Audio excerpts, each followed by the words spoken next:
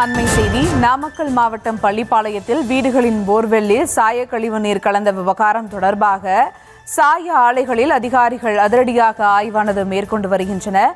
மேலும் விவரங்களோடு இணைகிறார் செய்தியாளர் தங்கமணி. வணக்கம் தங்கமணி, இந்த ஆய்வு குறித்தான முழு விவரங்கள்.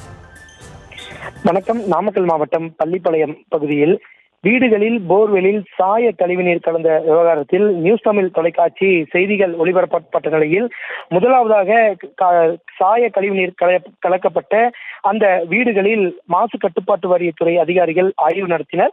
இதற்கு பின்பு தற்பொழுது பள்ளிப்பாளையம் சுற்று வட்டார பகுதிகளில் உள்ள ஒட்டமத்தை, வசந்த நகர் போன்ற பல்வேறு பகுதிகளில் இருக்கும் தனியார் சாய தொழிற்சாலைகளில் தற்போது நாமக்கல் மாவட்ட சுற்றுச்சூழல் மாசு கட்டுப்பாட்டு வாரிய சுற்றுச்சூழல் பொறியாளர் செல்வ கணபதியிலான தலைமையிலான குழுவினர் தற்போது ஆய்வுகளை மேற்கொண்டு வருகின்றனர். தொடர்ந்து பல்வேறு பகுதிகளில் இருக்கும் சுமார் 20க்கும் மேற்பட்ட சாய தொழிற்சாலைகளில் அதிகாரிகள், அதாவது மாசு கட்டுப்பாட்டு வாரிய அதிகாரிகள், சுற்றுச்சூழல் பொறியாளர்கள், பறக்கும் படை அதிகாரிகள் என சுமார் 10க்கும் மேற்பட்டோர் தற்பொழுது தனியார் சாய தொழிற்சாலைகளில் அந்த ஆய்வுகளை மேற்கொண்டு வருகின்றனர். எந்த சாய தொழிற்சாலைகளில் இருந்து இந்த சட்டவிரோதமான அந்த கழிவுநீர்கள் கலந்துவிடப்பட்டுள்ளது, அதே சமயத்தில் ஒரு சில சாய தொழிற்சாலைகளில் மாசு கட்டுப்பாட்டு வாரிய அந்த விதிமுறைகளுக்கு மாறாக ஒரு சில சாய தொழிற்சாலைகள் இயங்கி வந்தது இந்த ஆய்வில் தெரிய வந்திருக்கின்றது.